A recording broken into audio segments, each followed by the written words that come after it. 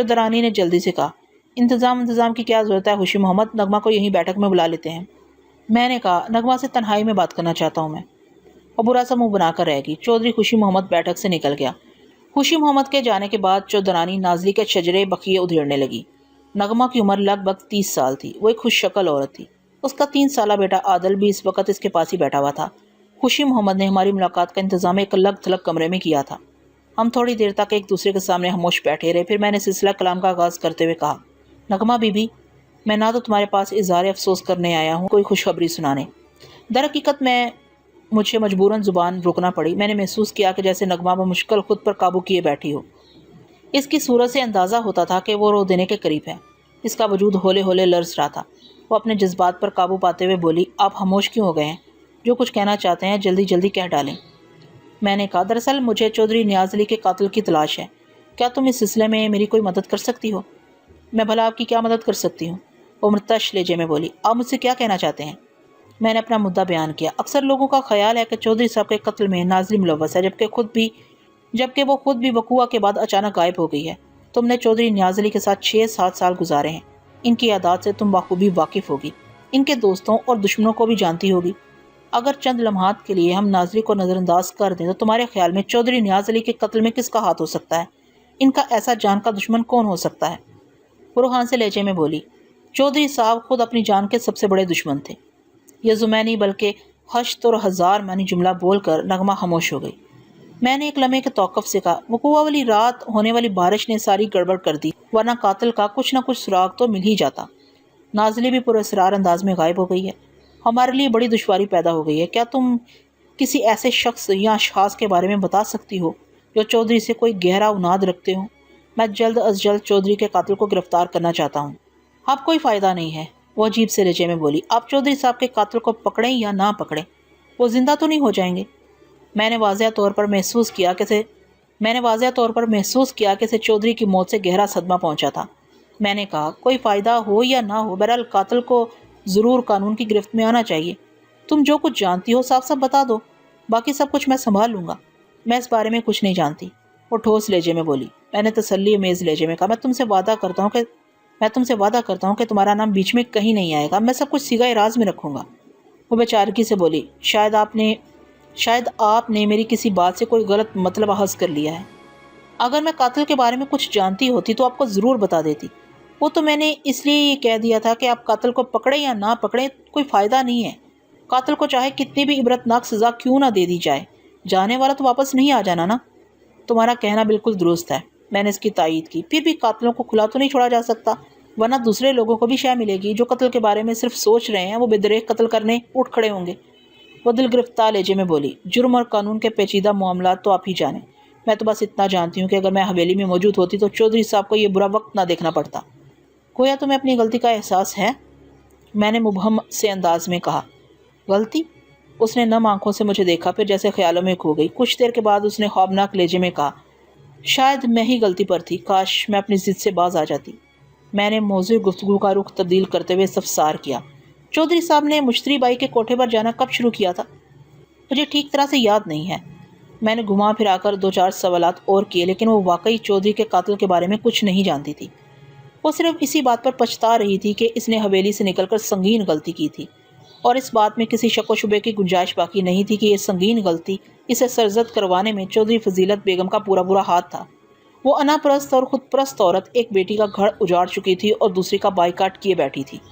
اسی اثناء میں چودھری خوشی محمد نے آ کر اطلاع دی کہ سجاول حویلی میں پہنچ چکا تھا۔ میں نے ابھی تک خوشی محمد، چودرانی اور نغمہ کو یہ محسوس نہیں ہونے دیا تھا کہ میں سجاول سے کس قسم کی پوچھ گچھ کرنا چاہتا تھا۔ مجھے یقین تھا اگر چودرانی کو یہ پتہ چل جاتا کہ میں اس کے ہونہار فرزند پر چودھری نیاز علی کے قتل کا شبہ کر رہا ہوں تو وہ ضرور کوئی بڑا ہنگامہ کھڑا کر دیتی۔ اس جیسی عورت سے کچھ بھی بعید نہیں تھا۔ سجاول سے میں نے بیٹھک ہی میں ملاقات کی۔ وہ 18-19 سال کا ایک بانکا، سجیلا اور گبرو جوان تھا۔ اس کو دیکھتے ہی اندازہ ہو جاتا تھا کہ وہ غسیلا اور اکھڑ مزاج ہوگا۔ اس کا قد 6 فٹ سے نکلتا ہوا تھا۔ اس کے چہرے پر غصے اور الجھن کے ملے جلے تاثرات تھے۔ میں خاموش نظر سے بغور اس کا جائزہ لینے لگا تو اس کی الجھن دوچند ہو گئی۔ وہ بار بار اضطراری انداز میں پہلو بدل رہا تھا۔ جب معاملہ اس کے صبر و برداشت سے باہر ہو گیا تو اس نے قدرے ناراض لہجے میں اپنے بھائی چودھری خوشی محمد سے استفسار کیا، مجھے کس لیے بلایا ہے بھائی جان؟ خوشی محمد نے کہا، یہ ملک صاحب اپنے علاقے کے تھانے دار ہیں، تم سے چودھری نیاز علی کے بارے میں کچھ بات کرنا چاہتے ہیں۔ چودھرانی کسی کام سے اٹھ کر حویلی کے اندر چلی گئی۔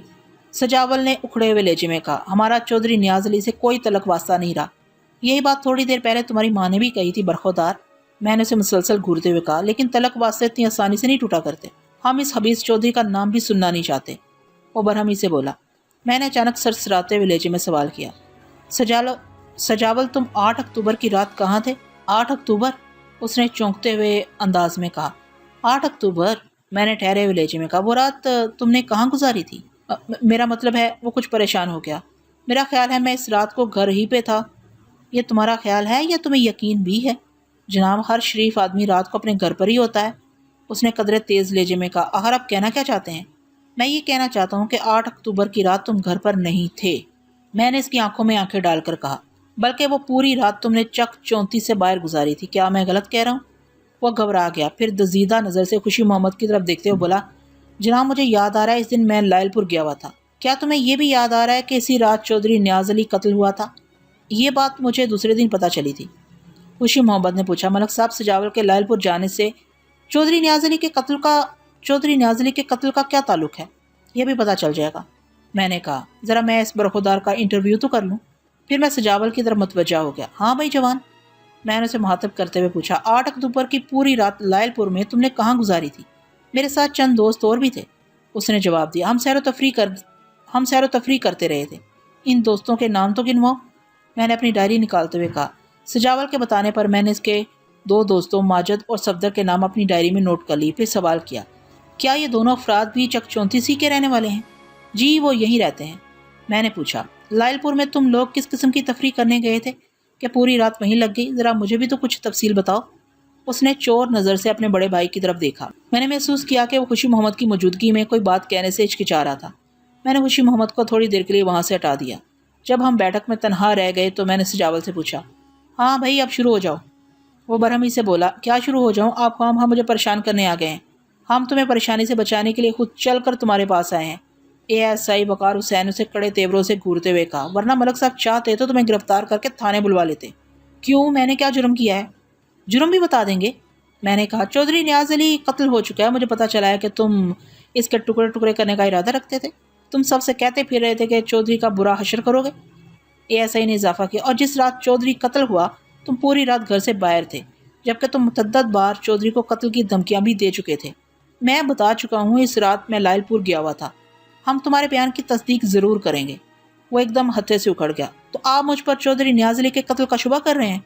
شک و شبہ کرنا ہمارا کام ہے برخودار، میں نے گمبھیر لہجے میں کہا۔ جو شخص کسی کو قتل کرنے کی دھمکی دیتا ہے ہم اسے نظر انداز نہیں کر سکتے۔ ویسے بھی ہم نے اب اپنی آنکھوں سے دیکھ لیا اور کانوں سے سن لیا کہ تم اپنے دل میں چودھری نیاز علی کے لیے گہری نفرت رکھتے تھے۔ آپ مجھے غلط سمجھ رہے ہیں۔ وہ جلدی سے بولا، میں نے کب کہا ہے کہ مجھے چودھری نیاز علی سے نفرت تھی؟ تم کہو نہ کہو، تمہارے غصے سے ہر بات ظاہر ہو رہی ہے۔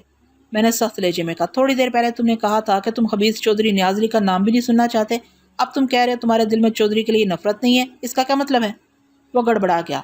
جناب، اس مردود چودھری کا نام تو میں اس لیے نہیں سننا چاہتا کہ اس نے ایک آوارہ اور بدمعاش عورت کی خاطر ہماری بہن کو اپنی حویلی سے نکال دیا تھا، ورنہ ہماری اس سے کوئی دشمنی نہیں تھی۔ دشمنی اسی طرح ہو جایا کرتی ہے، اور میری اطلاع کے مطابق نغمہ کو چودھری نیاز علی نے حویلی سے نکالا نہیں تھا، بلکہ وہ خود ہی وہاں جانا نہیں چاہتی تھی۔ اس نے چودھری پر ایک کڑی شرط عائد کر دی تھی جو اس کے لیے قابل قبول نہیں تھی۔ سجاول نے کہا، اب ان باتوں کا کوئی فائدہ نہیں ہے۔ میں نے اس کے چہرے پر نظر ٹکاتے ہوئے پوچھا، ابھی تک تم نے میرے سوال کا جواب نہیں دیا سجاول۔ کون سا سوال جی؟ وہ بیزاری سے بولا۔ میں نے اپنا سوال دہرایا، لائل پور میں تم لوگ کس قسم کی تفریح کرنے گئے تھے کہ پوری رات وہیں لگ گئی؟ وہ متذبذب ہوا تو اے ایس آئی نے کہا، جھوٹ بولنے کی کوشش نہ کرنا جوان، ملک صاحب جھوٹ بولنے والوں کے ساتھ بڑی سختی سے پیش آتے ہیں۔ ایک بات ذہن میں رکھ لینا کہ ہم ماجد اور صفدر کا بیان بھی لیں گے اور لائل پور جا کر بھی ایک ایک بات کی پچھ پرتیت کریں گے۔ اس کے چہرے پر ایک رنگ سا آ کر گزر گیا، پھر اس نے قدرے دھیمے لہجے میں بتایا کہ مذکورہ رات وہ اپنے دوستوں کے ساتھ موج میلہ کرنے لائل پور گیا تھا اور انہوں نے خوب سیر سپاٹا کیا تھا۔ موج میلے اور سیر سپاٹے کی تفصیل بھی بتاؤ، میں نے سخت لہجے میں کہا، اور ہاں بالکل سچی اور کھری۔ 16 آنے سچی جناب، وہ قدرے جھجکتے ہوئے بولا۔ ہم شام سے کچھ ہی دیر پہلے لائل پور پہنچے تھے، تھوڑی دیر تک گھومتے پھرتے رہے، پھر گھنٹہ گھر سے ہم نے رات کا کھانا کھایا۔ وہاں پر بکرے کی چانپیں اور دیسی مرغے کے تکے بڑے لذیذ ملتے ہیں، کھا کر سواد آ جاتا ہے۔ اس کے بعد ہم نے ایک ہوٹل میں پستے اور باداموں والی چائے پی، پھر فلم دیکھنے ایک سینما میں چلے گئے۔ ہم نے وہاں آخری شو دیکھا تھا۔ جب سینما سے باہر نکلے تو آدھی رات ہو چکی تھی۔ اس وقت ہم واپس نہیں آ سکتے تھے، اس لیے وہیں رک گئے۔ وہاں کہاں رک گئے تھے؟ میں نے سوال کیا۔ کیا کسی ہوٹل میں؟ میں تو ہوٹل میں ہی رکنا چاہتا تھا، وہ جذب ہو کر بولا، لیکن صفدر اور ماجد گول بازار جانا چاہتے تھے۔ میں ان کی بات کو رد نہ کر سکا اور ہم نے وہ رات گول بازار کے ایک گھر میں ہی گزاری تھی۔ گھر میں ہی یا کوٹھے پر؟ جواب دینے سے پہلے اس نے محتاط نظر سے بیٹھک کے دروازے کی طرف دیکھا، پھر بولا، اب تو خود سمجھدار ہیں، اب چھوڑیں بھی ذکر کو۔ میں نے دوستانہ لہجے میں پوچھا، کیا تم پہلے بھی لائل پور کے گول بازار میں ایسی راتیں گزار چکے ہو؟ اس نے ایک مرتبہ پھر بیٹھک کے دروازے کی جانب دیکھا اور جواب دیا، کبھی کبھار چلا جاتا ہوں جناب۔ وہ ایسا ایسا کھل رہا تھا۔ میں نے نرمی کا لہجہ برقرار رکھتے ہوئے پوچھا، تم فکر نہ کرو، تمہاری والدہ اور بڑے بھائی کو ان باتوں کی ہوا بھی نہیں لگنے دوں گا۔ بہت بہت شکریہ جناب آپ کا، وہ ممنونیت سے بولا۔ میں نے پوچھا، تم دوسرے دن کتنے بجے واپس آئے تھے؟ اس نے بتایا، تقریباً 10 بجے ہم چک 34 پہنچ گئے تھے۔ چودھری نیاز علی کے قتل کے بارے میں تمہیں کب پتہ چلا تھا؟ اسی روز شام کے وقت۔ مجھے پتہ چلا ہے کہ تم لوگوں میں سے کوئی بھی چک 34 نہیں گیا تھا۔ ہم نے وہاں جا کر کیا کرنا تھا؟ وہ بے پرواہی سے بولا، وہ تمہاری بہن سلمہ کی سسرال بھی تو ہے۔ سلمہ ان کے رنگ ڈھنگ میں ڈھل چکی ہے، اس نے سرسری انداز میں کہا، ہم اس کی فکر میں کیوں دبلے ہوتے رہیں؟ میں نے اچانک پوچھا، تم 8 اکتوبر کی رات گول بازار کے کس کوٹھے پر گئے تھے؟ انکینہ بائی کے کوٹھے پر، اس نے بے دھڑک جواب دیا۔ اس کا مطلب یہی تھا کہ وہ اکثر و بیشتر وہاں جاتا رہتا تھا اور وہاں کے کوٹھوں اور کوٹھے والیوں کو بھی اچھی طرح جانتا تھا۔ مجھے نازلی کے سلسلے میں تفتیش کرنے گول بازار تو جانا ہی تھا۔ میں نے سوچا نگینہ بائی کے کوٹھے پر بھی جھانک لوں تاکہ سجاول کے سر جھوٹ کا بھی پتہ چل جائے۔ میں نے سجاول کو مخاطب کرتے ہوئے کڑے لہجے میں کہا، تم یہ مت سمجھ لینا کہ میں آنکھیں بند کر کے تمہاری کہانی پر یقین کر لوں گا۔ میں گول بازار جا کر نگینہ بائی سے بھی ملوں گا اور تمہارے دوستوں ماجد اور صفدر کا بیان بھی لوں گا۔ اگر ایک بھی بات جھوٹ نکلی تو سمجھ لینا میں تمہیں چودھری نیاز علی کے قتل کے الزام میں گرفتار کر کے حوالات میں ڈال دوں گا۔ وہ بے خوفی سے بولا، آپ جس طرح چاہیں تصدیق کر لیں۔ میں نے 101% سچ بولا ہے۔ 101% سچ کیسے؟ ایسائی نے پوچھا۔ میرا مطلب ہے میں نے آپ سے کچھ بھی چھپانے کی کوشش نہیں کی، سجاول نے جواب دیا۔ میں نے کہا، سجاول جب تک تمہارے بیان کی تصدیق نہیں ہو جاتی تم چک بتی سے باہر قدم نہیں نکالو گے۔ پھر تو بڑی مشکل ہو جائے گی جناب، وہ الجھن میز لہجے میں بولا۔ کیوں، ایسی کیا مشکل ہے؟ میں نے پوچھا۔ اس نے بتایا، آج کل فصل کی بوائی چل رہی ہے، مجھے اکثر چک سے باہر دور دراز کھیتوں میں بھی جانا پڑتا ہے، پھر کبھی جھنگ اور کبھی لاہور کا بھی چکر لگ جاتا ہے۔ کھیتی باڑی کے تمام معاملات کی نگرانی میرے ہی ذمہ ہے، اس میں پریشانی کی کوئی بات نہیں ہے، میں نے تشفی امیز لہجے میں کہا۔ چک 34 کے قرب و جوار تک جانے کے لیے تو تم آزاد ہو، لیکن اگر کسی دوسرے ضلع یا دور دراز کے گاؤں جانے کا ارادہ ہو تو تھانے میں مجھے اطلاع دیے بغیر نہ نکلنا، ورنہ نتائج کی ذمہ داری تم پر ہوگی۔ آپ جو کچھ کہیں گے میں وہی کروں گا۔ اسی وقت چودھری خوشی محمد بھی بیٹھک میں چلا آیا، پھر گھبرائے ہوئے لہجے میں بولا، ملک صاحب خیر تو ہے؟ کیا سجاول سے خدا نخواستہ کوئی سنگین غلطی ہو گئی ہے؟ میں نے گول مول جواب دیا، اس کا فیصلہ بہت جلد ہو جائے گا۔ میں جاؤں ملک صاحب؟ سجاول نے اضطراری انداز میں پوچھا، مجھے وہاں کھیتوں میں بہت کام ہے۔ ٹھیک ہے تم جاؤ، مگر میری ہدایت کو یاد رکھنا۔ اچھا جی، اس نے سر جھکا کر کہا اور حویلی کے اندرونی حصے کی جانب چلا گیا۔ خوشی محمد نے پوچھا، جناب مجھے تو کچھ بتائیں، اور سجاول کا کیا چکر ہے؟ میں نے کہا، زیادہ پریشان ہونے کی ضرورت نہیں ہے، 2-4 دن میں صورتحال واضح ہو جائے گی۔ وہ میرے جواب سے مطمئن نہ ہوا اور دوسرے زاویے سے مجھے کریدنے کی کوشش کرنے لگا۔ میں نے اندازہ لگایا کہ چودھری خوشی محمد ایک معقول اور مصلحت کوش انسان تھا۔ میں نے کسی حد تک اسے صورتحال سے آگاہ کر دیا۔ پوری بات سننے کے بعد اس نے بڑے وثوق سے کہا، ملک صاحب، سجاول اتنا بڑا قدم نہیں اٹھا سکتا، آپ اپنے طور پر جس طرح چاہیں تصدیق و تفتیش کر لیں۔ وہ غصہ ور اور جھگڑالو تو ہے، لیکن قتل جیسا سنگین جرم وہ کبھی نہیں کر سکتا۔ اسے نغمہ کے اجڑنے کا جو غم و غصہ تھا وہ اب ماند پڑ چکا ہے۔ 2-4 مزید باتوں کے بعد ہم اٹھ گئے۔ چودھری خوشی محمد کا اصرار تھا کہ ہم کھانا کھا کر جائیں، لیکن میں جلد از جلد واپس تھانے پہنچنا چاہتا تھا، اس لیے چودھری خوشی محمد کی کھانے کی دعوت کو خود پر ادھار اٹھا کر ہم چک 34 سے نکل آئے۔ جب ہم تھانے واپس پہنچے تو عصر کی اذانیں ہو رہی تھیں۔ اگلے روز باوجود کوشش کے بھی میں لائل پور نہ جا سکا۔ تھانے میں اس قدر مصروفیت رہی کہ سر کھجانے کی فرصت نہ مل سکی۔ 2-4 ہنگامی نوعیت کے معاملات نپٹاتے سپہر ہو گئی۔ میں اپنے کمرے میں بیٹھا بلوے کے ملزمان کا بیان لکھ رہا تھا کہ ایک کانسٹیبل نے اندر آ کر بتایا، ملک صاحب، شمسو نامی ایک شخص آپ سے ملنا چاہتا ہے۔ کیوں ملنا چاہتا ہے؟ تم نے پوچھا نہیں؟ پوچھا تھا جناب، کانسٹیبل نے جواب دیا۔ وہ کہتا ہے سب کچھ آپ کو ہی بتائے گا۔ کہاں سے آیا وہ؟ چک 32 سے جناب۔